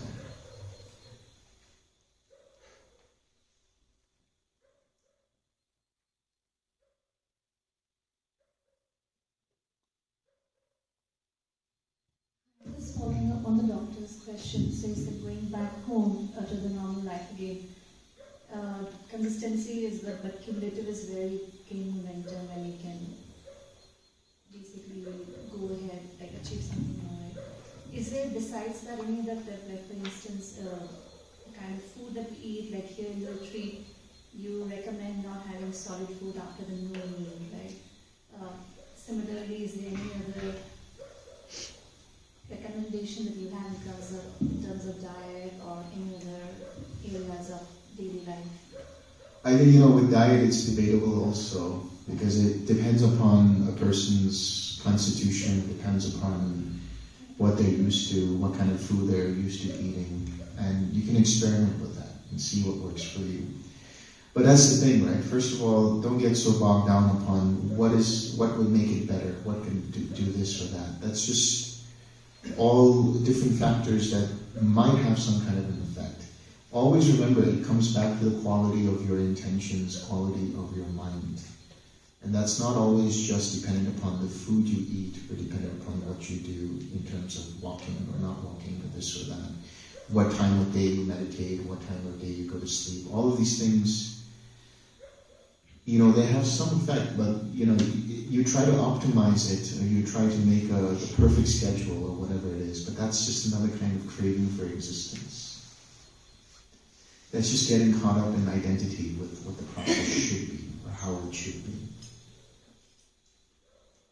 And by the way, guys, we still have a few days before the retreat ends. I don't know why you guys want to talk about what do I do after the retreat.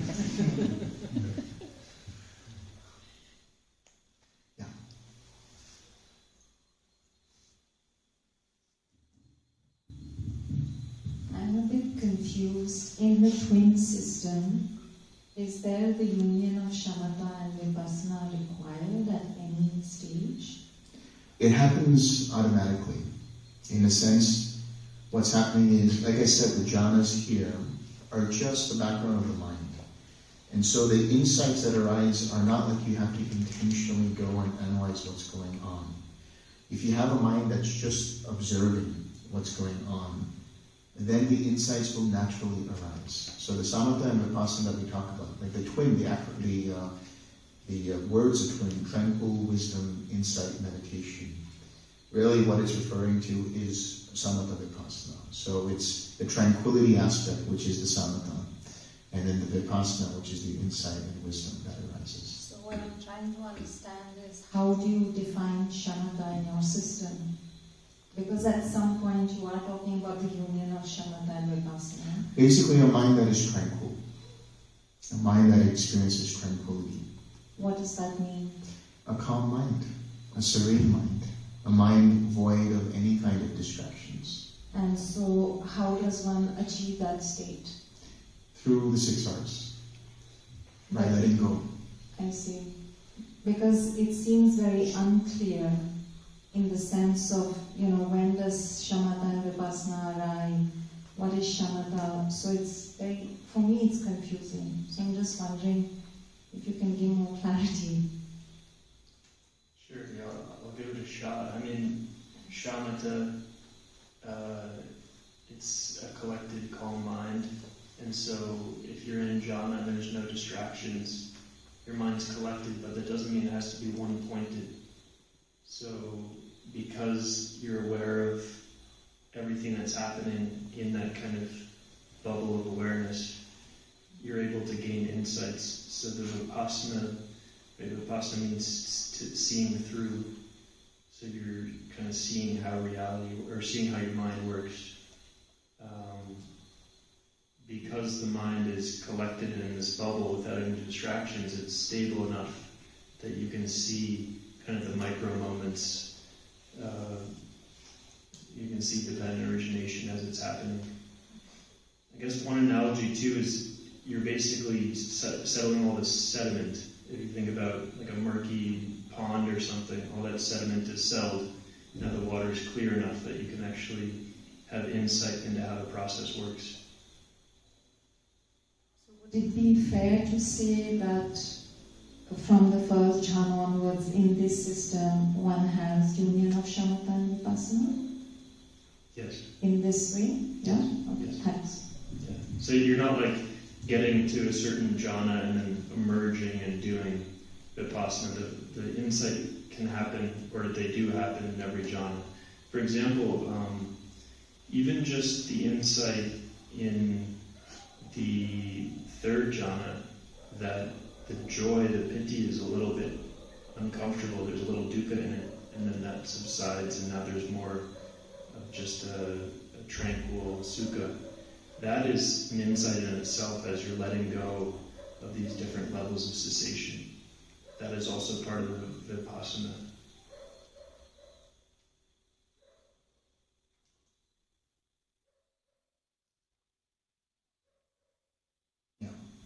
I'm okay.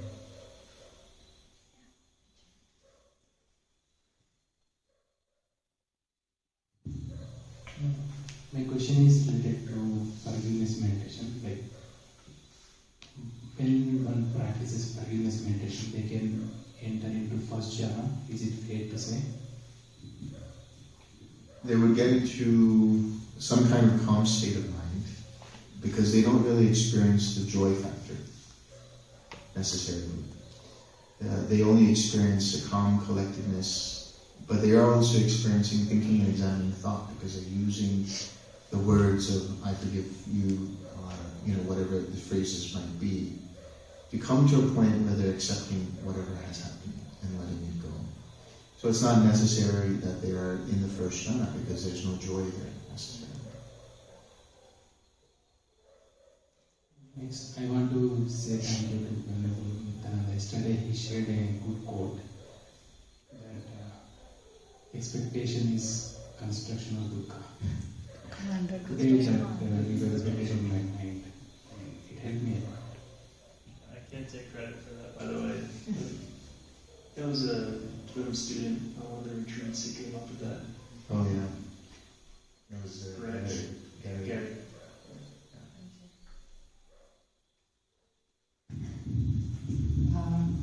I also thanks you. After talking to you, my meditation was much better and 100%.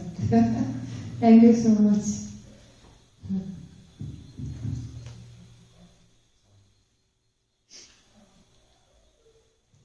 Retreat time, let's talk about Nirodha. So each one of us here, we've come to this 10-day retreat to experience relief. I just have a practical question around this. We're sleeping less. We are meditating most of the time. Is it possible to mistake, say, a moment of sleepiness or just falling asleep for a few seconds for Nirodha? Yeah. Oh yeah, definitely. Definitely. So how would one differentiate this moment of sleepiness or just going to sleep while being meditated? So I don't want to put too much emphasis on what happens in post-Nirodha because I don't want to influence your minds. But there's a level of lucidity, there's a level of energy, there's a level of joy that happens post-cessation. Whereas if you're asleep or you come out of that sleep, you feel groggy and tired. So it's important to recognize that. And yeah, I mean, the post-Nirodha experience is, you will know it. You will know it for sure, without a doubt, because it will be something like you've never experienced before. Let's just say that.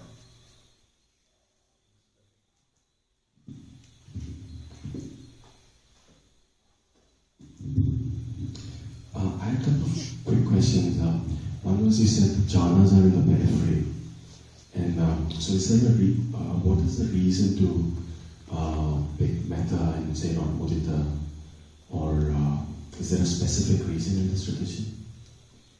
So the Metta is just the first in the four Brahma Viharas. Like I was saying earlier, you could take mudita, you could take compassion, you could take equanimity as your object, and then just stay with that. But here what we're doing is actually we're taking the Metta and we're sending it to a spiritual friend, and then we're sending it to other categories of people, which, by the way, is found in the Visuddhimagga. That's just the way Bhante Dhammachariya has structured it. There have been times where people just start with radiating equanimity, for example, but that's just dependent upon where their mind is or how their mindset is. But for the general audience or the general participants, we first start off with sending Metta to yourself and your spiritual friend. And then accordingly, as we understand where your mind is with the interviews, then we can actually tweak your practice individually. Also, one of the things that you said was to enjoy the practice. Yeah.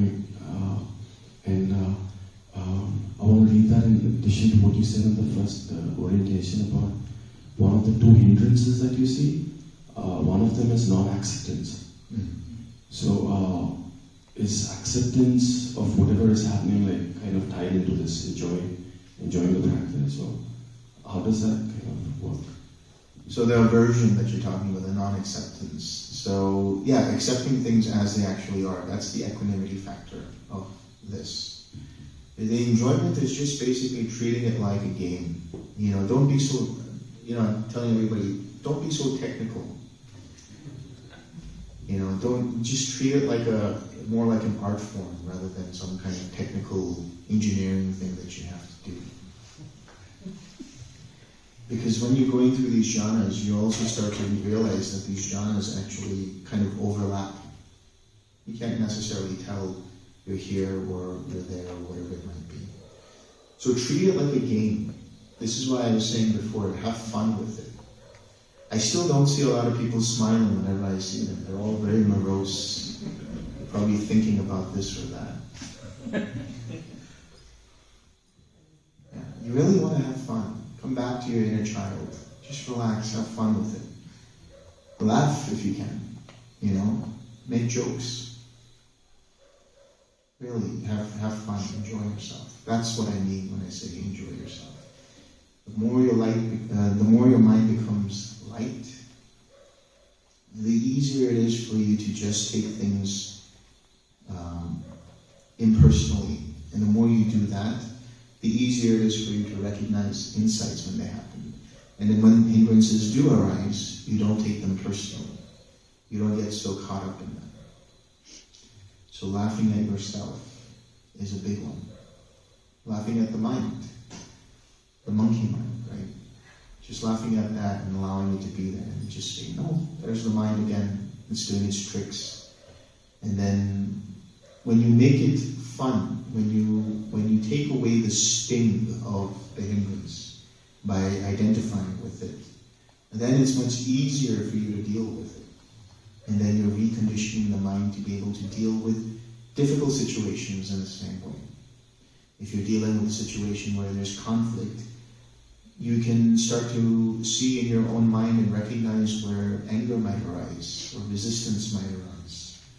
And then you can let go of it and have a much clearer mind, which means then you can respond in a way that actually alleviates the situation rather than escalates it.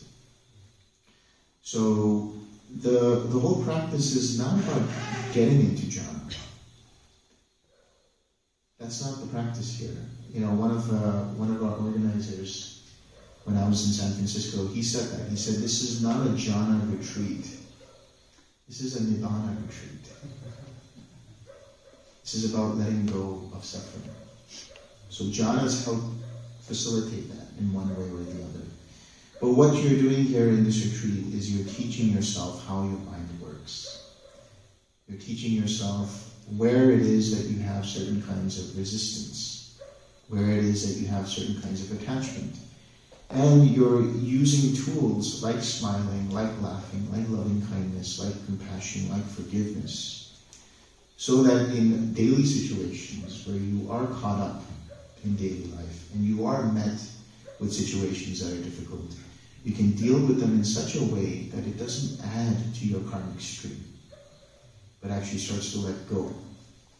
It doesn't add to that repository of continual karma, but actually you're able to see it for what it is, take a pause, relax, and then respond, like I said yesterday, respond with wisdom and compassion, respond with intuition.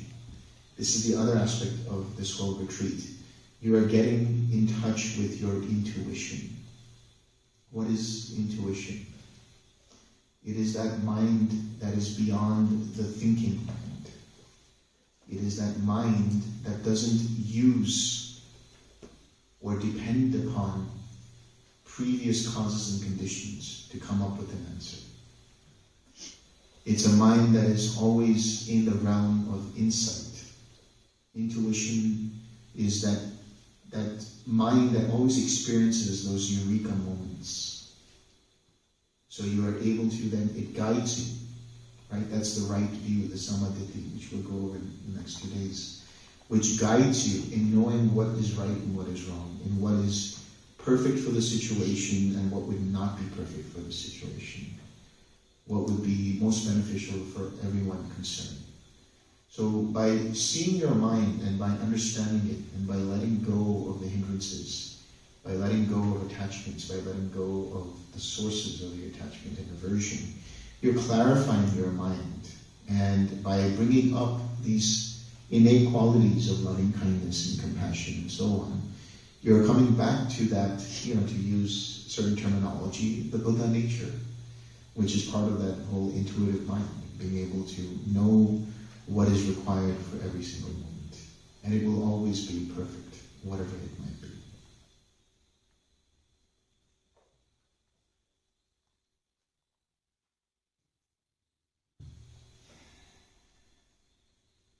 There's a question here, I think, yeah.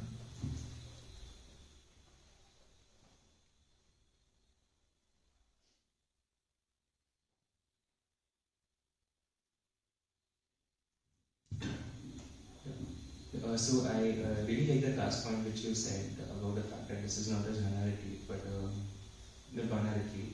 So to be very honest, I think although I did manage to understand most of what you spoke about, I think for me to have a grasp about it, I'll have to read up about it at leisure. I just had a question, sorry if it is very silly, but what is the degree of success that most people have had with the TWIM technique in terms of going through all these jhanas and like going all the way to Nibbana? like in the sense, are there like folks in the present day right now who have managed to do that? What do you think? Success rate is pretty good. Yeah, pretty good.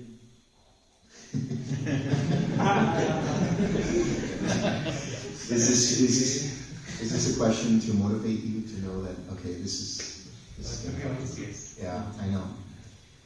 Well, I'll tell you what. A lot of people, they experience a lot of letting go of suffering, first and foremost.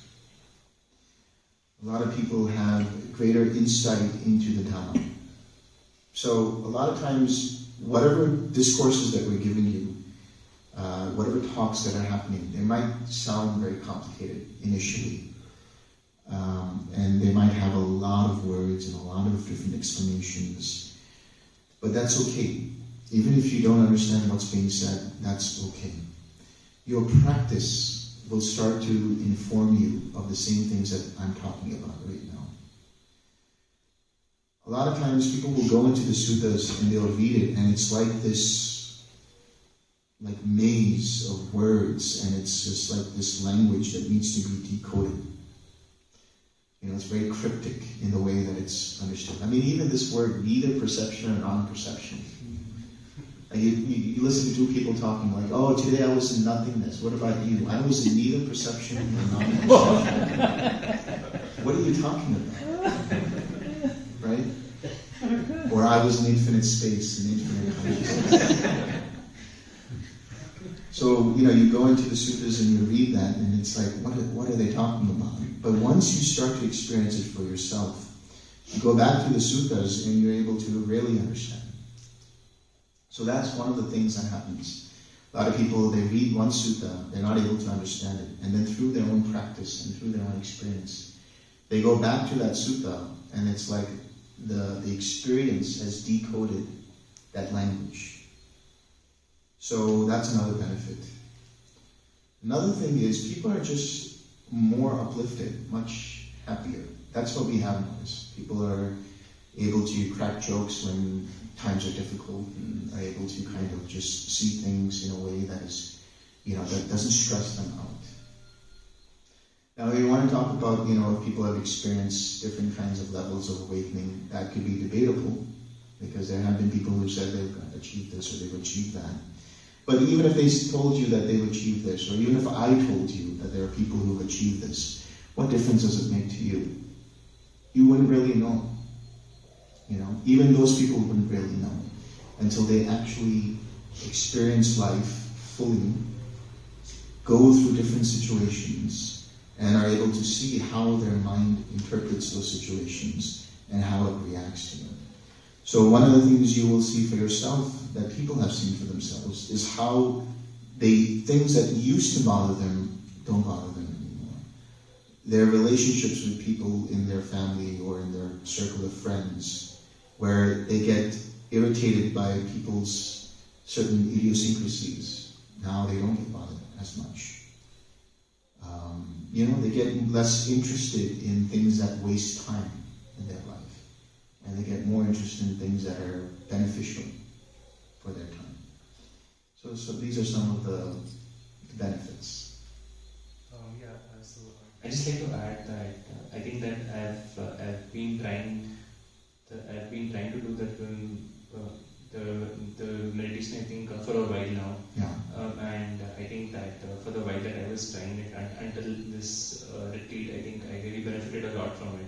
And since I came here, I think it has gone up a lot higher. That I was wondering what I was doing. So it has especially in the last the 1 day as well, thanks to Venerable Metta and he was it has, I think it has been a phenomenal change. I'm happy to hear that. Good. Yeah.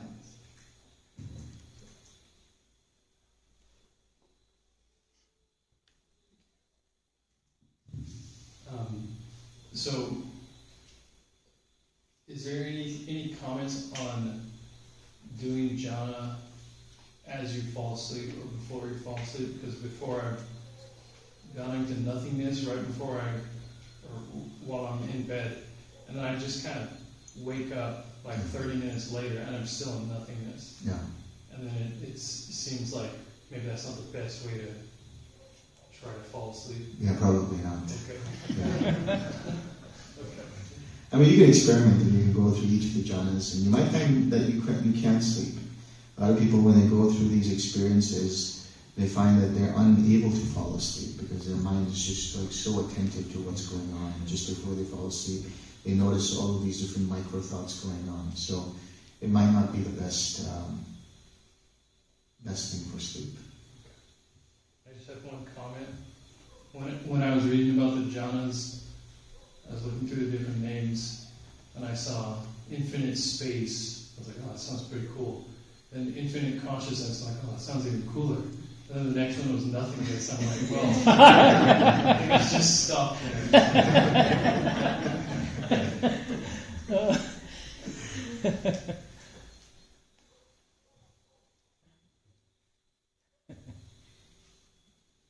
Any last questions? Okay. Let's share some there.